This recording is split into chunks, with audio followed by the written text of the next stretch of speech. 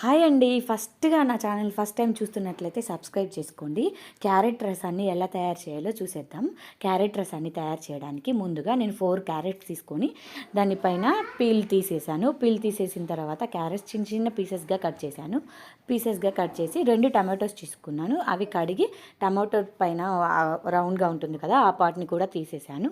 Carrot, tomatoes ఇలా నేను మీకు వీడియోలో చూపిస్తున్న విధంగా పీసెస్‌గా కట్ చేశాను. టమాటోస్ అంటే అంతే వేసేసానండి. తర్వాత ఒక కుక్కర్ తీసుకొని అందులో మనం కట్ చేసుకున్న క్యారెట్ అండ్ టమాటోస్ 2 వేసేసుకొని ఒక గ్లాస్ వాటర్ వేసుకొని మన టేస్ట్కి తగినట్లుగా కొంచెం చింతపండు వేయండి. చిన్నపిల్లలు ఉన్న వాళ్ళైతే చింతపండు ఎక్కువ వేయొద్దండి, పిల్లలకి ఇవ్వద్దు చింతపండు. కొంచెం సాల్ట్ వేసేసి ఒక 2 విజిల్స్ వచ్చేంత వరకు బాయిల్ ఉడికించండి. 2 విజిల్స్ వస్తే వెంటనే ఉడికిపోతుందండి. 2 విజిల్స్ వచ్చాయి, ఉడికిపోయిన తర్వాత చూడండి ఎంత బాగా మెత్తగా సాఫ్ట్గా ఉడికిపోయింది. అప్పుడు దీన్ని చల్లారిన తర్వాత మాత్రమే మిక్సర్ జార్లో వేసి పేస్ట్ లాగా పట్టుకోండి మెత్తగా. ఈలోపు మనం ఏం చేద్దామంటే ఒక బౌల్ తీసుకొని అందులో 3 or 4 టేబుల్ స్పూన్స్ ఆయిల్ వేయండి. ఆయిల్ వేసేసి ఆయిల్ ఆర్ ఘీ ఎవరు వేసేది ఒకటి వేయండి. తర్వాత ఆ ఆయిల్ కాగుతుంది కదా, అప్పుడు పోపు దినుసులు ఉంటాయి కదండి, అవి వేయండి. అవి వేసిన తర్వాత పోపు దినుసులు మనం సన్నగా కట్ చేసి పక్కన పెట్టుకున్న ఆనియన్స్ వేయండి. హాఫ్ ఆనియన్ వేసానండి నేను, పెద్దది సన్నగా కట్ చేసి పెట్టుకున్న ఆనియన్స్.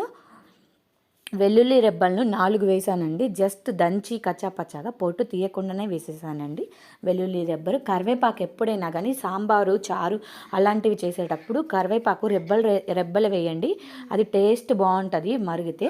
4 ఎండుమిర్చి వేసానండి, పసుపు కొంచెం వేసాను. పిల్లలకి రసంలో, సాంబార్లో ఎప్పుడైనా ఇంగువ పెట్టండి, వాళ్ళకి బాగా డైజెషన్ అవుతుంది. అండ్ కొత్తిమీర కూడా కొంచెం వేసానండి.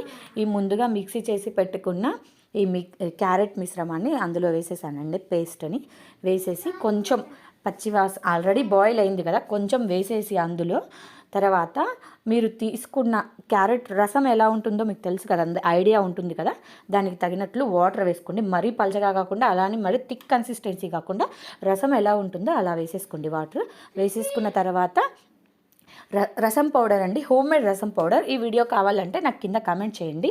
హోమ్మేడ్ రసం పౌడర్ అయితే వేసానండి. దీనిలో ఆల్రెడీ పచ్చిమిర్చి అన్నీ ఉంటాయండి, మిరియాలు అవన్నీ ఉంటాయి కాబట్టి ఏమీ వేయలేదు నేను, అన్నీ రసం పౌడర్లోనే ఉన్నాయి. మళ్ళీ కొంచెం నా టేస్ట్కి తగినట్లుగా నాకు సాల్ట్ తక్కువ అనిపించి కొంచెం సాల్ట్ వేసి బాగా మక్కించాను. అంతే, హెల్దీ అండ్ టేస్టీ